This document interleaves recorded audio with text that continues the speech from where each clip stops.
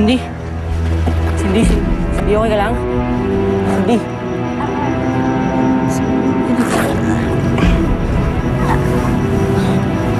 Ano sakit?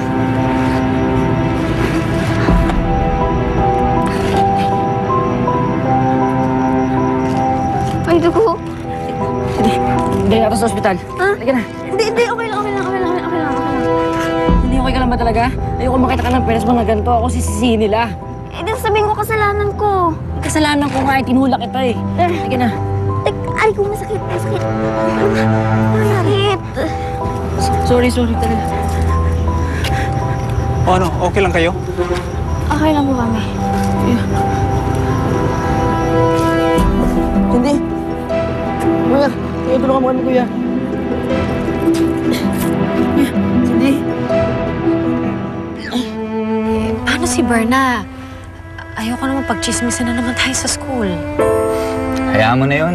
Alam naman niyang wala siyang mapapala sa akin eh. As if hindi mo kilala yung ex mo. Lalo na pag nalaman niyang tayo na. Bakit kaya hindi muna natin ilihim yung tungkol sa ating dalawa? Para hindi naman sila ma-shock. Lalo na si Berna, di ba? Paano yun? Parang wala ng sweetness. Parang co-teacher na lang. Ang hirap naman nun. Sige na. Cindy! Cindy! Cindy! Cindy!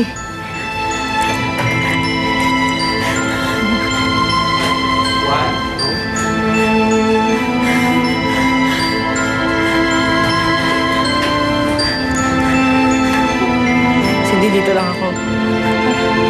Dito lang ako hanggang magising.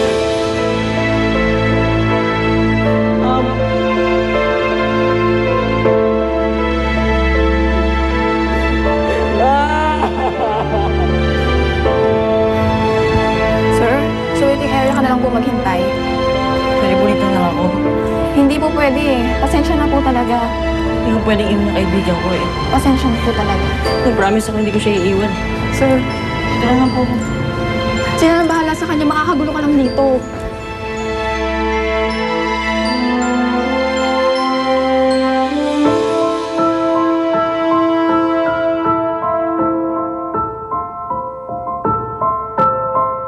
Nasaan si Cindy?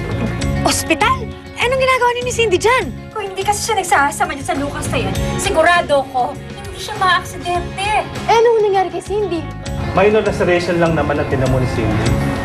Dapat, di na lang ako nagtapat sa'yo eh. Yan tuloy, lumayo ka sa akin. Di ba hindi ka makasali dito? Ba't ka ba nakikisali? Ha? Lumabas ka nga muna. Alam mo, mas tahimik ang buhay niya nang wala ka eh. Kaya huwag na huwag ka nang lalapit sa kanya, ha? Gusto ko sapakin. Sapakin mo na ako. Pero dapat sapakin mo rin ako. Kasi sa totoo lang, Di aalis si Dinong bakit. Hindi masama loob niya sa akin. kaparamdam ko hindi na talaga safe pagkasama niya ako eh. Makita na kita nakangiti.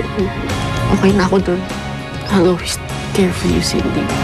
Natatakot ako na masaktan ka ulit ng sobra-sobra. Mas mabuti pa lumayo na lang ako sa'yo.